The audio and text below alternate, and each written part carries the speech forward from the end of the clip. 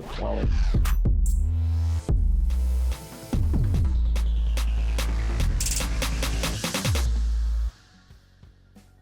right, my friends, today is February the 10th. It is Monday morning, a little bit over an hour into the New York session.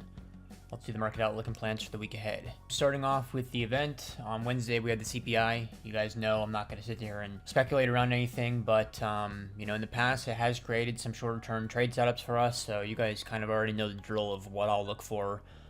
If that setup materializes, probably expect a little bit of blood in the beginning of the week as people play defense going into that. Let's go ahead and dive into the macro. So the macro, much to people's surprise, based off the sentiment that we're seeing, nothing changed. I still do think that we're going to continue to chop people up in this range. It's playing out longer than I originally expected, but that's kind of one of the standalone rules for ranges, is that they're almost always going to go. Yo guys, hit that like and subscribe button for me.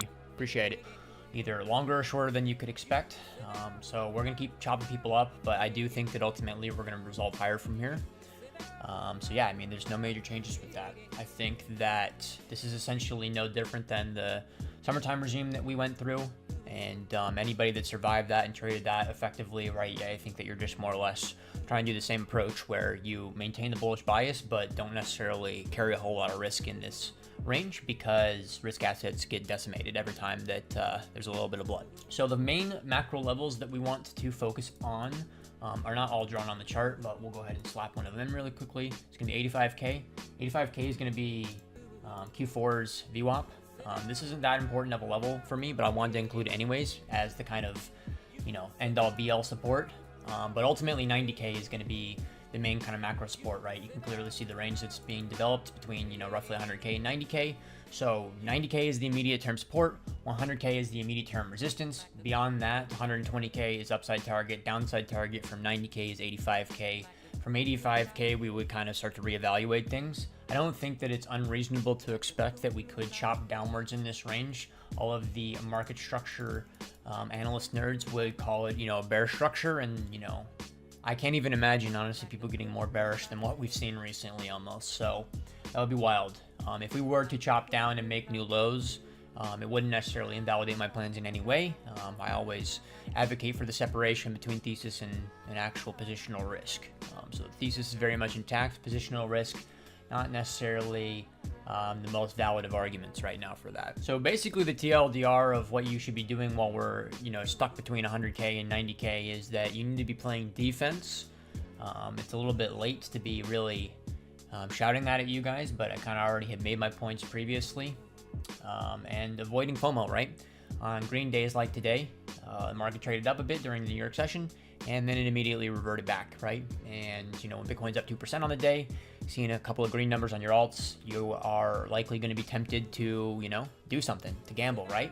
And I really think that for me, the only locations that I'm interested in gambling are basically if we get to 100K or if we go down to the range lows of 90K. I'll talk about that in the medium time frame in more detail.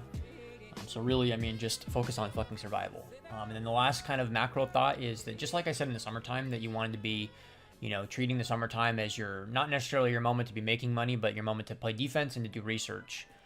So as I've been kind of talking about more and more on streams and stuff, I think that the return to actual quality or, some sort of value proposition is what the market really needs to actually sustain itself.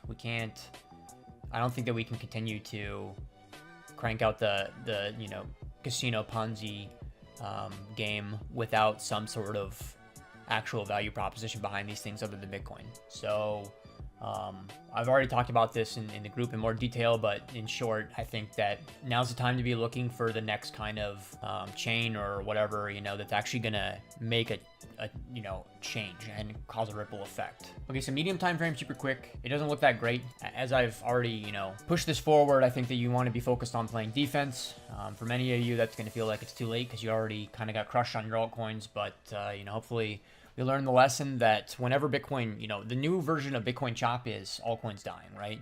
We talked about this in the Paragon group over the past few months here and there, and it's just getting more and more validated every time, this range in particular. It's kind of crazy that it caught people off guard so much that, in the early stages of the range, you see all the dog shit catch up. Later, as you get further and further into the range, all the risk assets start to, basically bleed back. to once they came to their, more fair value, right? And it's just, yeah, crazy that it caught everybody off guard. So main talking points for medium time frame, right? You want to be focused on survival. I don't think there's justification for risk on right now. The simple arguments for risk on that I've been sharing are going to be either A, trading down towards the range lows of basically call it 92 down to 89, right? If we trade down into here, this is potential take risk territory. Alternatively, you have the reclaim arguments, right? So reclaim number one that you're looking for is like 100K. If bulls get above 100K, you start to feel confident. Point number two is 102K. If bulls get above 102K, you feel even more confident. And then the last line in the sand is going to be 106K. If bulls get over 106K, you're basically thinking that we are breaking out. A couple of kind of key points from a level standpoint is that I could absolutely see us trading up into this region and forming another lower high before we were to actually attack these lows. So if we start to trade up in here, don't get FOMO-y and too caught up in the idea of what's going to happen next, or, should I be swing long on every fucking coin that exists?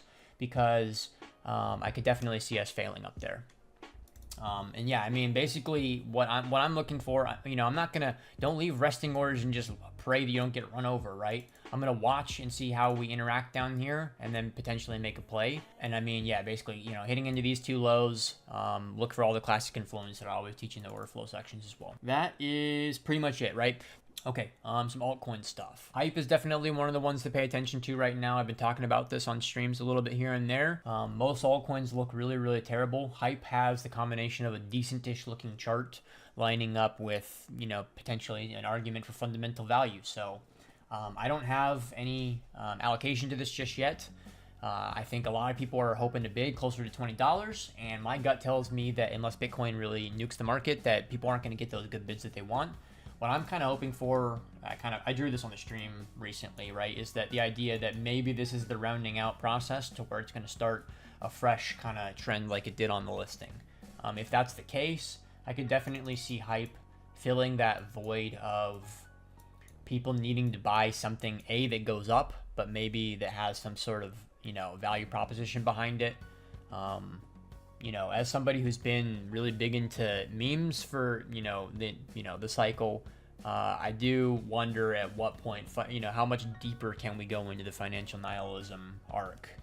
So I think that maybe hype could actually be a saving grace for us in some regard with that.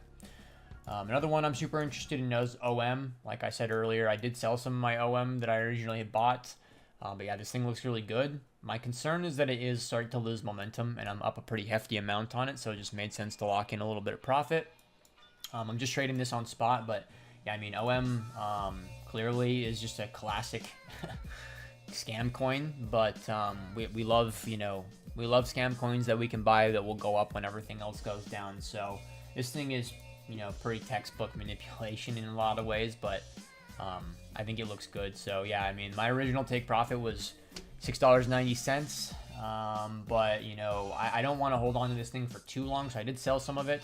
Still got a bag, but my basically the concern is that once the drives start to get weaker, right, which I think that's pretty present right now. This drive is weaker than this one, arguably, which is definitely weaker than the original drive, and then this looks like a failed one as well. So I think that this is starting to round out. And if you remember the OG TIA days, there was a period when TIA was, I don't know, $14, $15, and we talked about it starting to round out, and now you look at TIA and it's like $2 or whatever, right? So you don't want to hold on to these things forever. Other than that, there's not a ton of altcoins I'm super interested in. But yeah, that's pretty much it for altcoins, right? There isn't a whole lot to say. If Bitcoin's not giving me a reason to be overly confident in the market, then there's no reason to be overly confident in altcoins. So until then, I'm mostly going to be just chilling. I'm still going to be trying to scan altcoins regularly to see what's, actually doing well and what do I need to pay attention to. So I'll still be continuing to filter out my lists and make sure that I know what, have a good idea of what's actually a decent coin. But yeah, I mean, actually taking risks on these altcoins right now is not really that reasonable until either Bitcoin trades up higher or, trades down lower, right? Either or, to give us those risk signals. So that's pretty much it. All right, that's it for me. Good luck out there. Definitely focus on survival right now. I like the idea of maybe doing some intraday trading, as a way to distract yourself or entertain yourself. maybe a way to squeeze in some education while you're bored, because trying to bet on, you know, the big play right now for the cycle, this is not the move right now, right? If we trade down lower, I'm going to be betting. I will be sharing everything with you guys in updated forms. Cheers, everybody.